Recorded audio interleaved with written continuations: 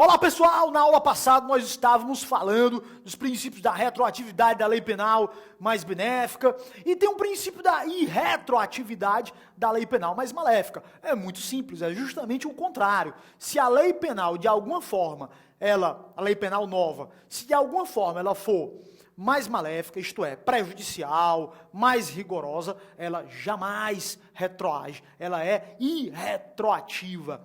Pois bem, pessoal, quero que vocês percebam e tenham cuidado com esse aspecto que eu vou aqui falar para vocês.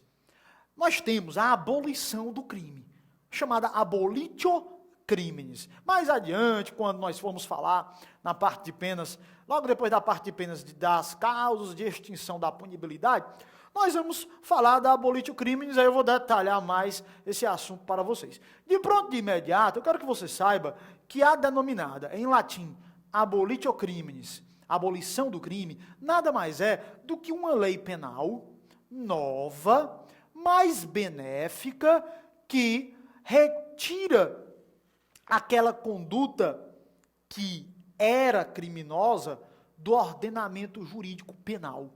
Ah, professor, então é uma nova lei que simplesmente torna aquela conduta que era criminosa uma conduta não mais criminosa. É exatamente isso daí. Foi o que aconteceu, por exemplo, com adultério. Até 2005, adultério era o quê? Era crime. Aí surgiu uma nova lei penal mais benéfica e o adultério deixou de ser crime. Tudo bem? Então veja. Aí eu chamo isso de quê? De abolitio criminis. Anote aí. Certo? Então, a figura da abolitio criminis,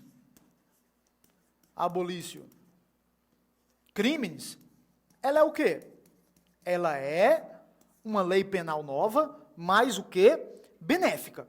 Tudo bem? Um outro aspecto muito importante que eu queria aqui explicar para vocês é sobre uma natureza que, vez por outra, as bancas em provas de concurso cobram essa natureza da lei penal nova, da norma penal mais benéfica. Diz-se doutrinariamente que a norma penal mais benéfica, ela tem uma característica que é a chamada extraatividade. Professor, o que é isso se aparecer numa prova? A norma penal mais benéfica, ela tem uma natureza, ela tem uma característica que é a extraatividade. Eu vou explicar, é bem simples o que é a extraatividade. Vamos lá.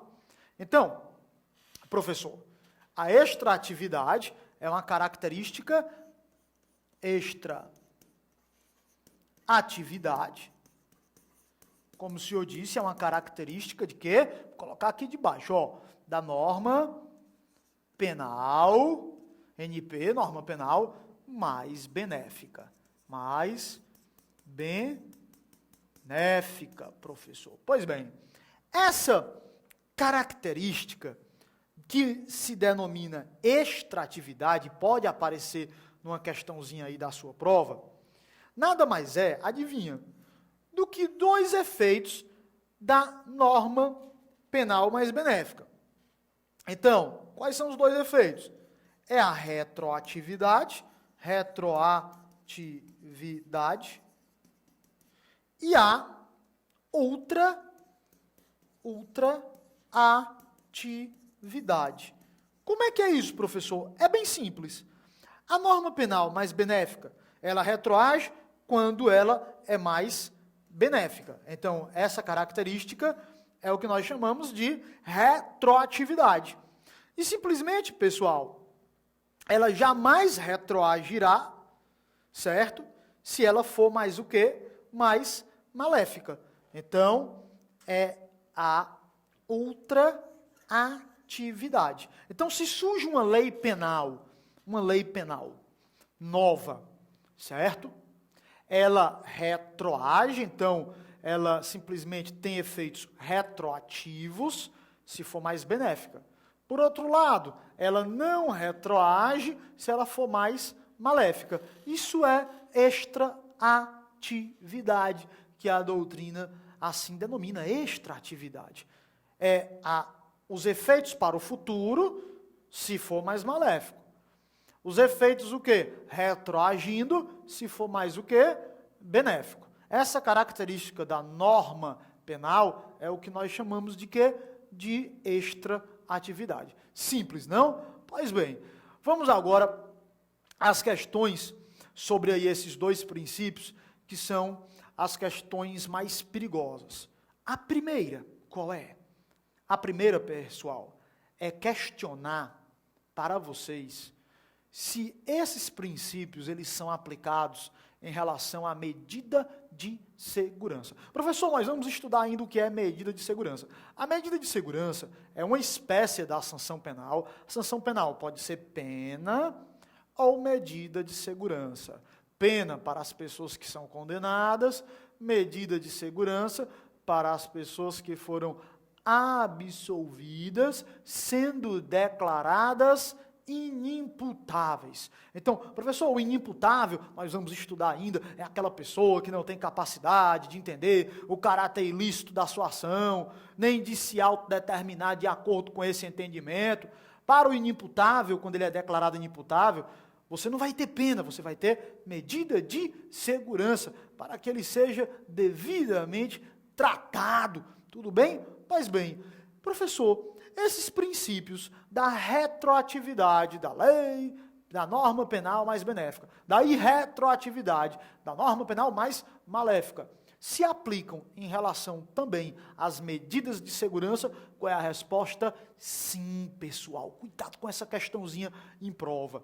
Ô, professor, então quer dizer que se o indivíduo, ele for absolvido, o juiz aplica a este indivíduo inimputável medida de segurança, quer dizer que se surgir uma simplesmente lei nova, estabelecendo algo mais favorável em termos de medida de segurança, retroage para beneficiar, retroage, tá bom? Não esqueça isso daí. Nas medidas de segurança também se aplicam esses dois princípios aí. Questão boa, viu? Questão quente, questão potencial de prova. Professor, outra questão potencial de prova sobre esse assunto, porque eu já disse, você nocauteia, você não é nocauteado. É a questão sobre vacatio legis. Ah, professor, essa é uma questãozinha que quando vem, meu amigo, eu te digo, o bicho pega. Vacatio legis. Nós temos um período, certo? Que é aquele período que às vezes uma lei traz, às vezes a lei não traz, que é um período entre a data da publicação e a data da vigência. Ok? É o período de vacatio legis. Vamos aqui ao quadro. A pergunta é a seguinte. Professor, olha que perguntinha. No caso da vacatio legis, eu já poderia aplicar o princípio da norma penal mais benéfica? Eu já poderia aplicar o princípio da norma penal o quê? Mais benéfica, é uma questão clássica. Eu tenho aqui a publicação. Primeiro, eu tenho uma lei penal. A questão é essa, mais benéfica. Mais benéfica. Ok? Aí a lei penal mais benéfica. No caso da vacatio legis, ela já pode ser aplicada de imediato? Eu tenho uma publicação, mas eu tenho um período entre a publicação e a efetiva o quê? Vigência dessa nova lei. Um período estabelecido pelo próprio legislador. Vacatio legis existe quando o legislador diz, essa lei passará a vigorar 30 dias, 40 dias após a sua publicação. Vocês lembram disso aí? Muito comum, né? Aparecer um períodozinho que nós chamamos de quê? Esse período aqui de vacatio legis. Aí a indagação que eu vou fazer para vocês é essa aqui. Professor, eu aplico simplesmente, se eu tenho nessa lei penal mais benéfica, eu preciso esperar passar o período de vacatio legis, ou essa lei penal mais benéfica, ela já pode ser aplicada a partir da data da publicação? Bem, eu tenho duas correntes na doutrina sobre essa questão.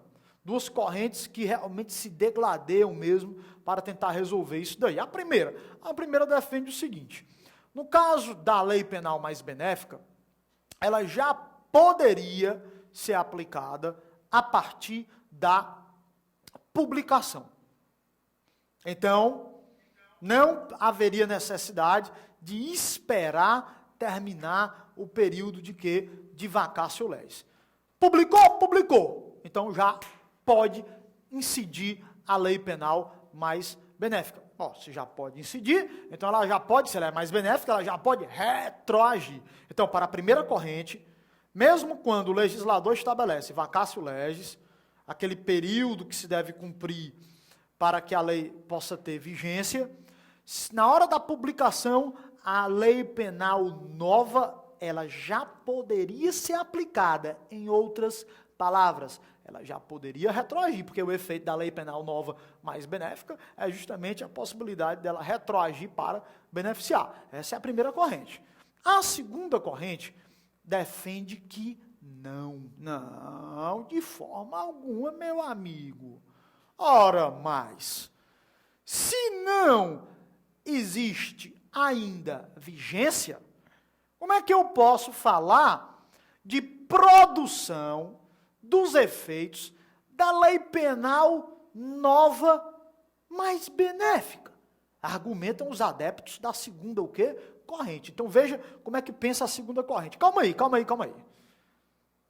Se eu preciso enfrentar um período, 30 dias, 40 dias, somente depois que é vencido esse período aí de 30, de 40 dias, a lei passa efetivamente a vigorar, a entrar em vigência.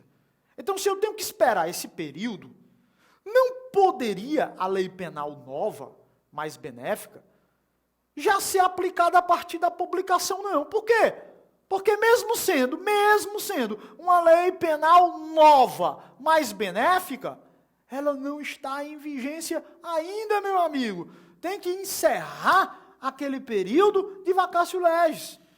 Entre aquele períodozinho da publicação até a efetiva vigência, que o próprio legislador estabeleceu. Então, como é que eu vou falar de aplicação da lei penal nova mais benéfica, se ela não está ainda vigorando, produzindo seus efeitos? Argumentam os adeptos da segunda corrente. Essa é uma das questões mais polêmicas do direito penal, certo? Eu disse para vocês que na hora que aparece em prova, o bicho pega, porque na doutrina esse assunto é completamente dividido, meu amigo. É dividido. Vocês, a dica é adotar, a dica que eu estou te dando não é a garantia de que o gabarito vem como eu estou afirmando para vocês. Porque esse é o assunto no direito, esse é um dos assuntos no direito penal, 50%, 50%, praticamente. Porque você tem aquelas orientações majoritárias, amplamente majoritárias, e você tem assuntos que são completamente divididos, como é esse da vacatio legis, certo? Então, qual é a dica que eu vou te dar? Adota a segunda corrente. Adota. Professor, e como é que o senhor está dando essa dica, se é 50%, 50%? Bom, porque os melhores autores adotam essa segunda corrente, e ela parece ser a corrente, em termos de argumentos, a mais forte, certo? A segunda corrente segundo a qual a lei penal nova, mesmo mais benéfica, ela somente pode ser aplicada a partir do momento que ela entra em vigor, isto é, depois do período de vacatio legis. Não poderia ser aplicada já a partir da publicação. Então, se aparecer numa prova, o bicho pega nessa questão, aí a dica do professor Emerson é adotar a segunda corrente. Não, meu amigo, tem que esperar passar o período de vacatio legis, porque somente depois, a partir daí, de terminado esse período de vacatio legis, ela passa realmente a produzir efeitos. Aí sim, aí ela pode retroagir para beneficiar. Tudo bem? Bom, a outra questão que eu queria tratar com vocês, que também é questão quente em provas de concurso de alto nível, certo, pessoal? É a questão da combinação de leis. Combinação de quê? De leis, ok? Combinação de leis o quê? De leis favoráveis. Favoráveis.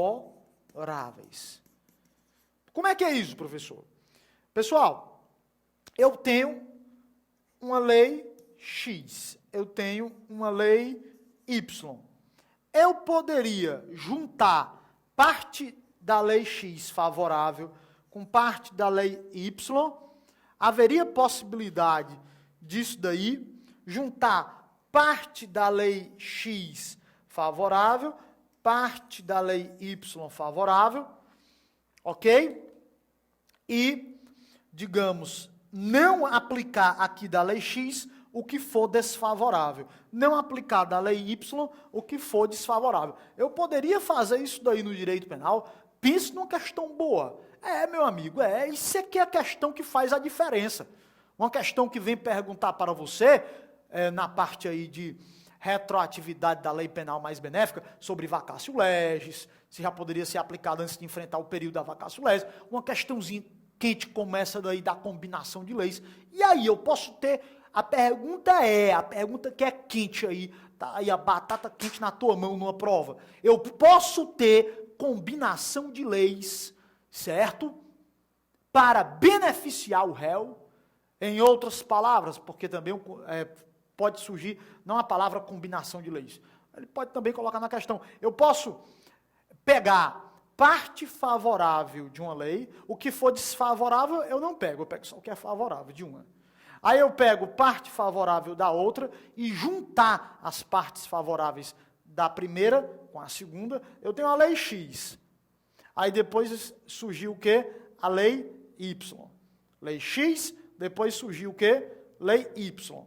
Eu posso pegar a parte favorável da lei X e juntar com a parte favorável da lei Y posterior e fazer uma misturazinha. Posso? Eu tenho duas correntes sobre isso também. Eita, professor, é isso aí, meu amigo. A primeira corrente defende o quê? A primeira corrente defende que sim, que é possível no direito penal combinação de leis para beneficiar o réu, para beneficiar o acusado no direito penal.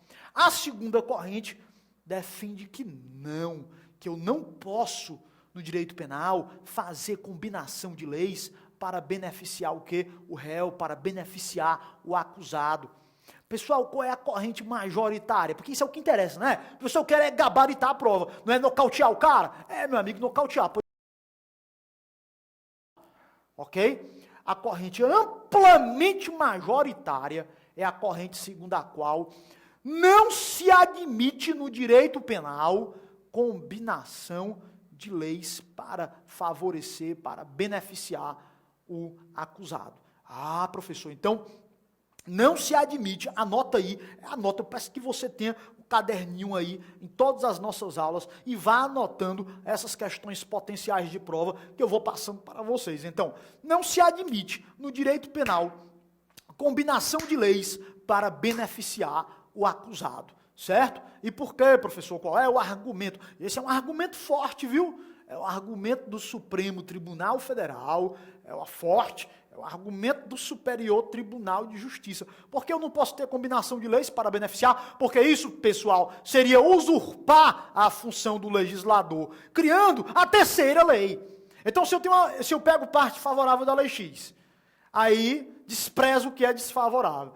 Pego parte favorável da lei penal Y, desprezo o que é desfavorável. E junto a favorável de um com a favorável de outro, adivinha, meu amigo, você acabou de fazer papel de legislador. Você acabou de usurpar a função do legislador. E esse é o argumento do Supremo Tribunal Federal, do Superior Tribunal de Justiça, para não admitir essa combinação de leis para beneficiar, é porque o intérprete, no caso o juiz, estaria usurpando a função do próprio legislador. Ok, pessoal? Bom, cuidado com essa questão.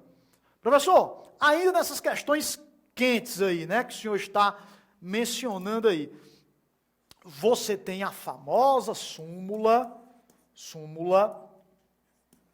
711 do STF, do Supremo Tribunal Federal, certo?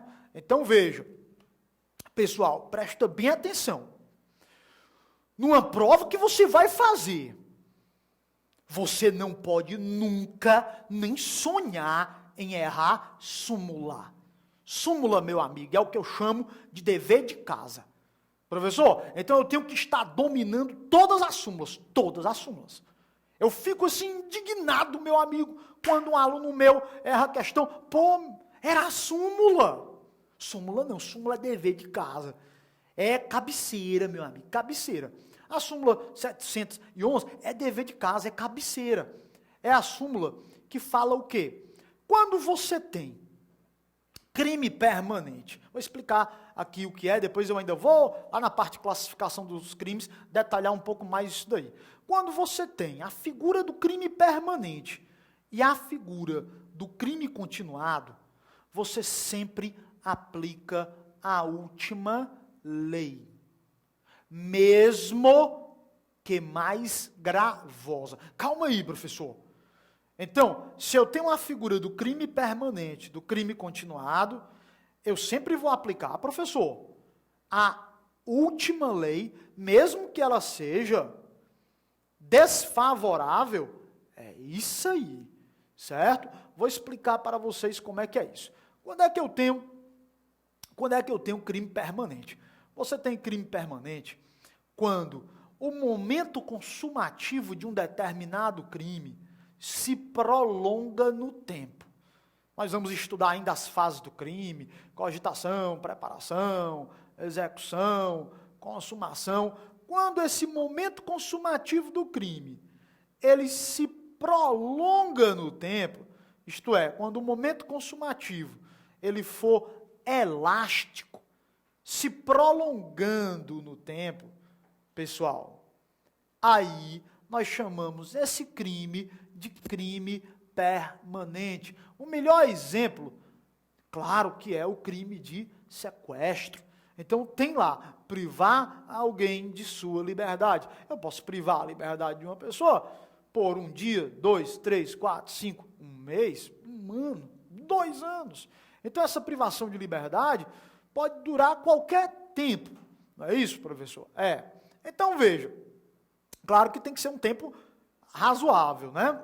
Razoável do ponto de vista que, eu falo de tempo mínimo razoável.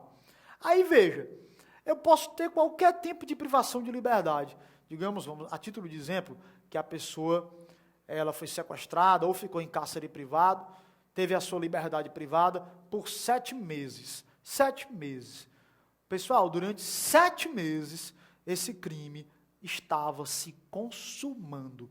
Enquanto a pessoa estava privada, a pessoa da vítima, né? Enquanto a vítima estava privada da sua liberdade, o crime ainda estava se consumando. É como a doutrina faz questão de frisar, é como se a ação constantemente ela estivesse o quê? Se renovando.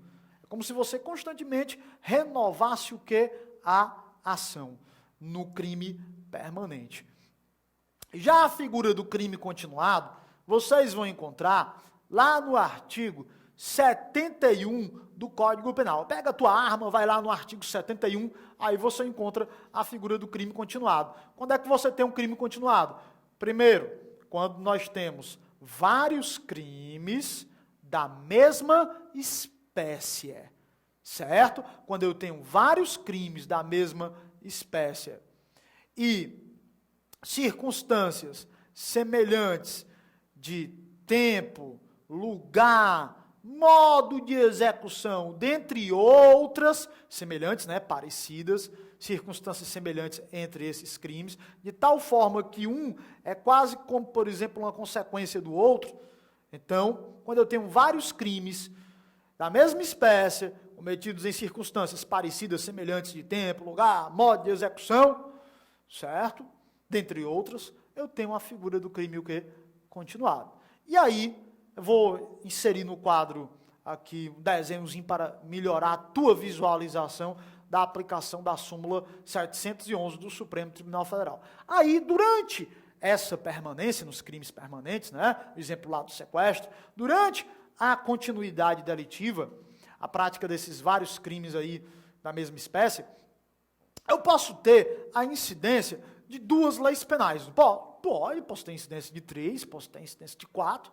Aí eu vou te ensinar como é que você faz para aplicar a lei penal. Vamos lá.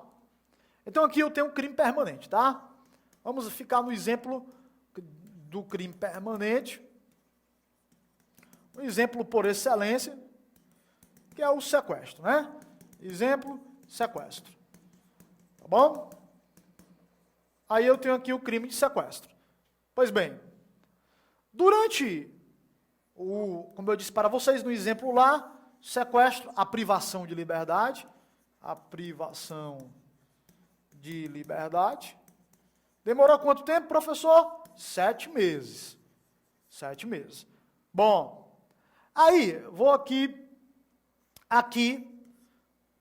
no primeiro momento da ação criminosa da privação de liberdade, vigorava a Lei Penal X. LPX é Lei Penal X, ok? Aí aqui, mais ou menos aqui no terceiro mês da privação de liberdade, passou a vigorar uma outra lei, a Lei Penal Y. E aqui, por fim, a última lei que vigorava aqui ao final do sequestro é a Lei Penal Z. Aí, na hora da prova, o membro da banca quer saber o seguinte: no decurso da prática desse crime de sequestro, vigoraram 3 leis. A primeira, a Lei Penal X, a Lei Penal Y, a Lei Penal Z. Aí, a pergunta é, digamos que a Lei Penal Y é a mais favorável, é a mais benéfica. Ok? E digamos que a Lei Penal Z seja a mais maléfica. Olha bem como é interessante essa questão. Tá bom? Dentre as 3, Lei Penal X, Lei Penal Y, Lei Penal Z, a segunda aí é a mais benéfica. A Lei Penal Z é a mais maléfica. A pergunta é, qual é a que eu aplico? Se for crime permanente, você não vai olhar para a Lei Penal X, você não vai olhar para saber se é mais benéfica, se é mais maléfica, a Lei Penal X, a Lei Penal Y, não interessa. Se for crime permanente, e no momento em que durou a permanência, vigoraram aí várias leis penais, considerando aí essa hipótese, claro que é meio raro de acontecer, mas considerando aí a hipótese, você vai aplicar a última. Ah, é, professor? É. Então, você vai aplicar, a Z. Ah, professor, que é isso? Mas das 3, a Z, professor, é a mais rigorosa, é a mais grave, professor, é a mais maléfica. Pois, meu amigo, é isso que estabelece a súmula 711 do STF. Você vai aplicar a mais grave, certo? Você vai aplicar o quê? A mais grave. Agora, por que você vai aplicar a mais grave? Porque a súmula 711, ela vai dizer, a lei penal mais grave aplica-se ao crime continuado e ao crime permanente, se a sua vigência é anterior à cessação da continuidade ou da permanência. Ah, meu amigo, sabe por que você vai aplicar a mais grave aqui? Porque a súmula diz o seguinte, a lei que se aplica é a lei anterior à cessação, o quê? Da permanência. Então, qual é a lei que vigorava, a última lei que vigorava, quando cessou o crime de sequestro? Então, é a Lei Penal Z. É a última que vigorava. Então, você vai lembrar aqui, vou colocar de vermelho. A última, certo? Que vigorava. Certo? Então, a última que vigorava antes da cessação da permanência é a que será aplicada. Ô, professor, mas ela é mais maléfica, ela é mais grave. Não interessa, não importa. E sabe o que é que o membro da banca faz? Ele prepara a armadilha bem aqui, porque ele sabe que os candidatos vão cair nessa pegadinha mesmo. Então, a lei penal mais grave, pessoal, ela vai ser aplicada se a sua vigência é anterior à cessação da continuidade ou da permanência. É o que estabelece a súmula 711 do Supremo Tribunal Federal. Aí o membro da banca, ele sabe que o candidato sempre quer olhar pela ótica da mais benéfica. O membro da banca, ele vai assim, bom, vou falar aqui que tem que ser aplicada a lei penal mais benéfica e não a mais grave, que é a última, aquela que vigorava antes de cessar o crime, antes de cessar a permanência. E aí é onde os candidatos caem nessa armadilha mesmo. E é natural que caiam nessa armadilha por causa do princípio da retroatividade da lei penal mais benéfica.